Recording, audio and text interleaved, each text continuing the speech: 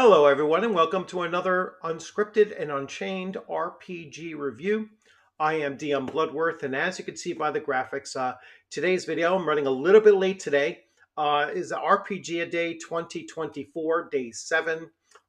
Today's prompt is good form, and as you can see, I am going to showcase the Fallout IP.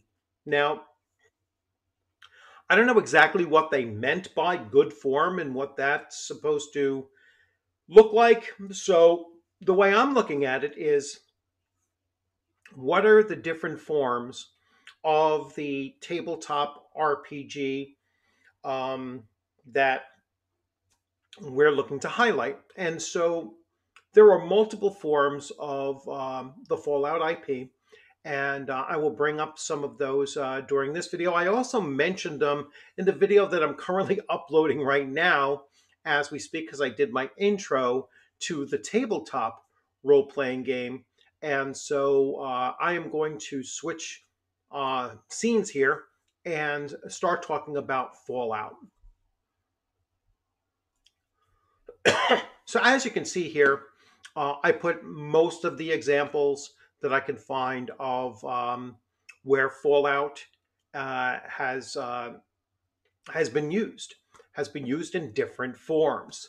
So it initially started out as a computer role-playing game, right?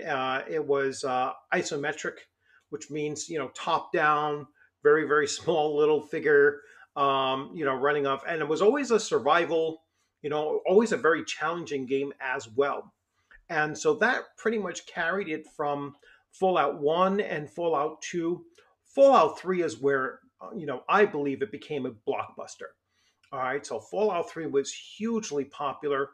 Fallout 3 is when I was introduced to the through the series, but it's put out by Bethesda, and I have a long history with Bethesda. It's one of my favorite companies, and favorite AAA computer publishers out there. And so Fallout 3 was huge. Fallout New Vegas was considered an improvement of Fallout 3, which is saying quite a bit because Fallout 3 was an awesome game. And then Fallout 4, I initially thought Fallout 4 was a little bit, um, I wasn't initially really happy with it, but it has grown on me, especially in the last couple of months. Then there's the Fallout VR, which I have no connection to. I've never played it. I don't have the virtual goggles, which I think you need for it. Fallout 76, I've tried. I've tried it twice now. Wasn't a big fan of it. I believe the next one is, let me expand this so I can possibly see. Let's do it this way. Fallout New Vegas. Um, there's also a Fallout Shelter and Fallout Tactics. I thought Fallout 3 was also New Vegas. But anyway, um, I pretty much stopped with Fallout 4, and I've been playing that, and I have a few in my list there. That you can watch my gameplay of Fallout 4, and then moving on, we have the tabletop role playing game, which, like I said, I am literally right now uploading a video for that. So this will actually come after that. So definitely check that out. And I did a video review of Fallout on Prime.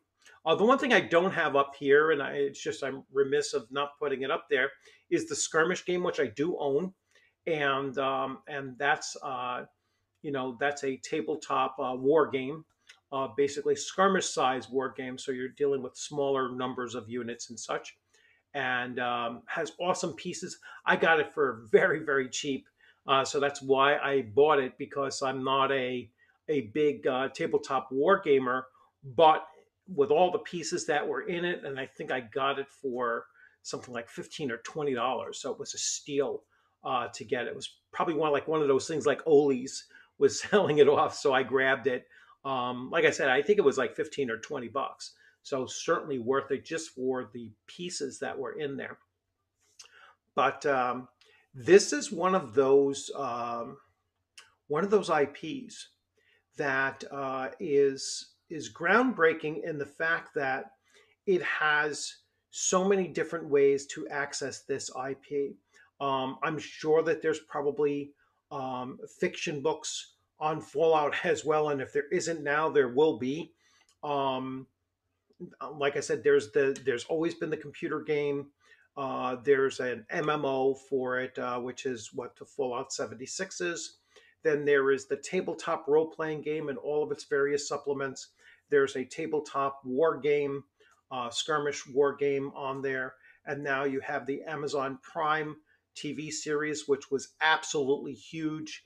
And probably by episode 2, they already locked in the second season.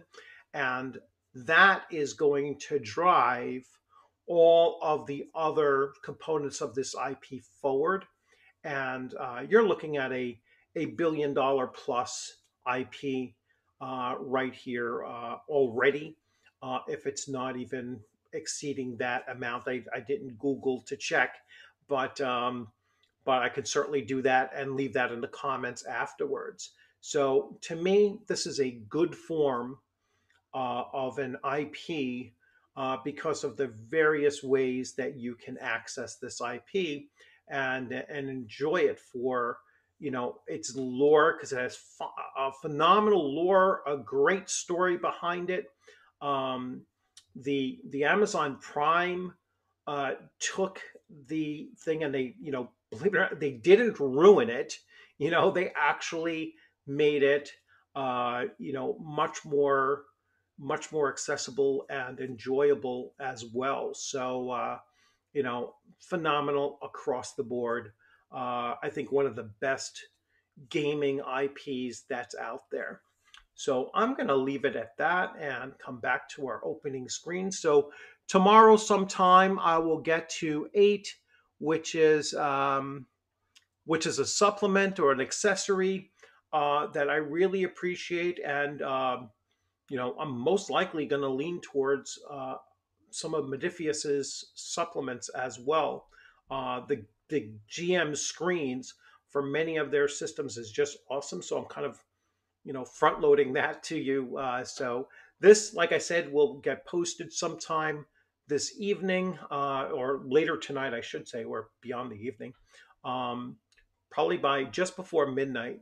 I'll try to get this one out there, and then tomorrow's day 8 will come sometime tomorrow evening as well. So thanks for joining. I hope you enjoyed this video, and I will put it in the playlist so you can check all of the other days that I've covered. And as always, keep on gaming out there, keep on enjoying the hobby. Uh, Look to play as many different games as you can. Look to run as many different games as you can, and just keep on, expanding your experience within the tabletop role playing hobby. Have a great day.